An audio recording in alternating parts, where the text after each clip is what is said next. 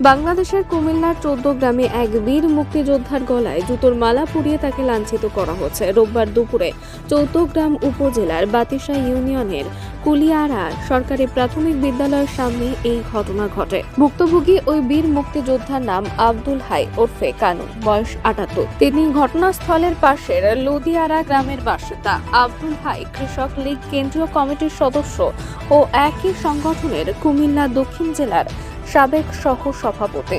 তার পরিবারের অভিযোগ, লাঞ্ছিতকারীরা সবাই স্থানীয় জামায়াত শিবিরের নেতা কর্মী। আব্দুল হাইকে এলাকা ছাড়া করার জন্য হুমকি দেওয়া হয়েছে। স্থানীয় সূত্রে জানা গেছে, আওয়ামী লীগের রাজনীতি করলেও আব্দুল হাই ছিলেন নির্যাতনের শিকার। ১৪ গ্রামের সাবেক সংসদ সদস্য ও সাবেক রেল মন্ত্রী মুজিবুল হকের পক্ষে রাজনীতি না করার কারণে গত প্রায় ৮ বছর এলাকা ছাড়া ছিলেন তিনি। তার বাড়ি ঘরে একাধিকবার হামলা চালিয়েছে মুজিবুলের লোকজন। সম্প্রতি তিনি বাড়িতে গিয়েছেন।